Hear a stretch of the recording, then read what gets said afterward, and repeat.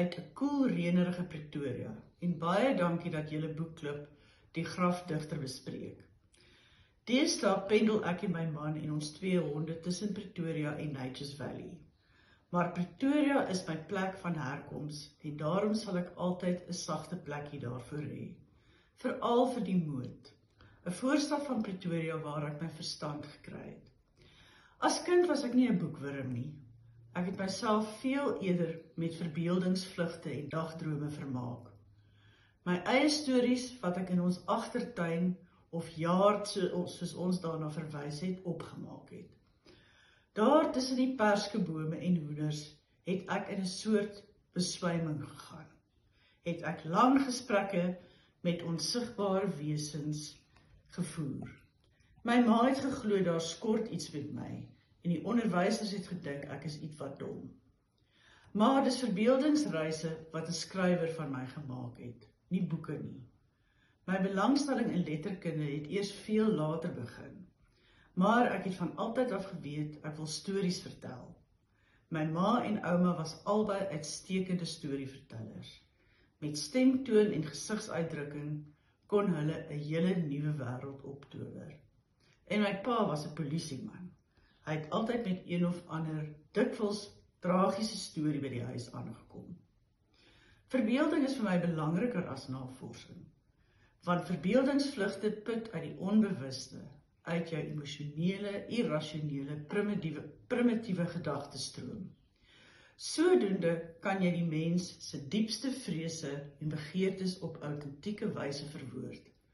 Jung het nie verniet gesê dat mites die lewe noukeuriger weergee as die wetenskap nie, want die verbeelding gee uitdrukking aan die onbewuste.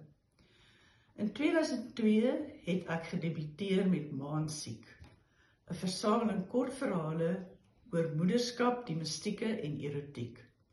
Daarna was dit my eerste roman, 'n Engel in die Hoenderhok. Dit was in 2011, wat semi-autobiografies was.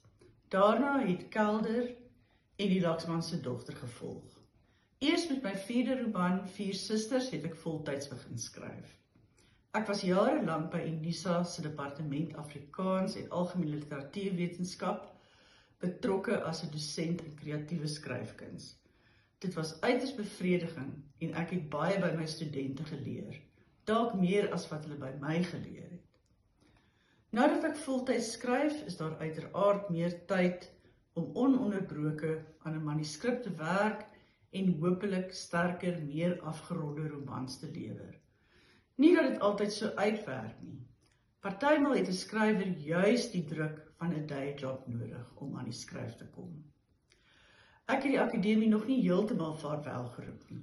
Ek skryf steeds artikels vir akademiese joernale, want ek geniet die navorsing daarvoor soveel as wat ek die navorsing vir 'n nuwe boek geniet.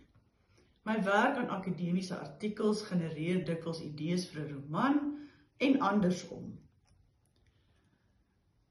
In Arundhati Roy se Mother Mary Comes to Me, sê sy die volgende oor die skryf van haar eerste boek, The God of Small Things.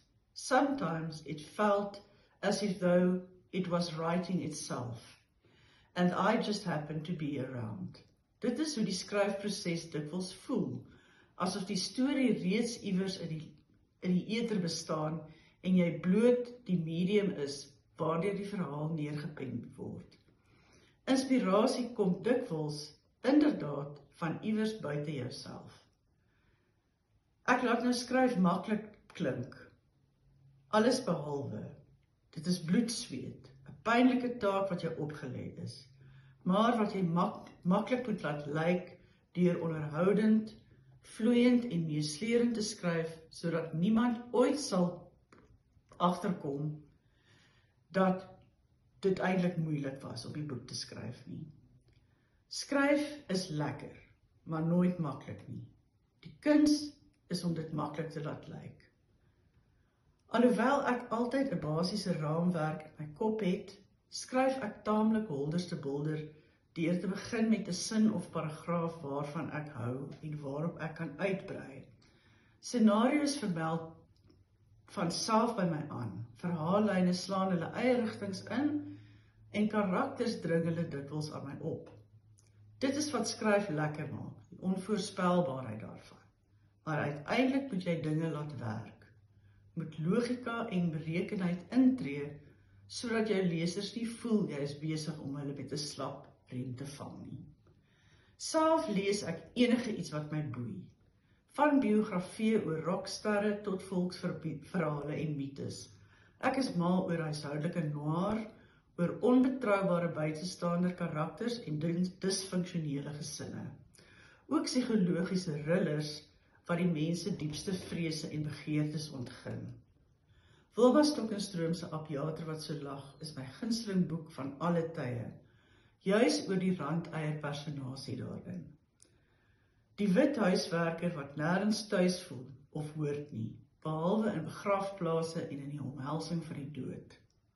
Op die oomblik lees ek Mornay Malan se Minder as Water. 'n Wonderlike boek, ek kan dit regtig sterk aanbeveel. Baie dankie en totsiens.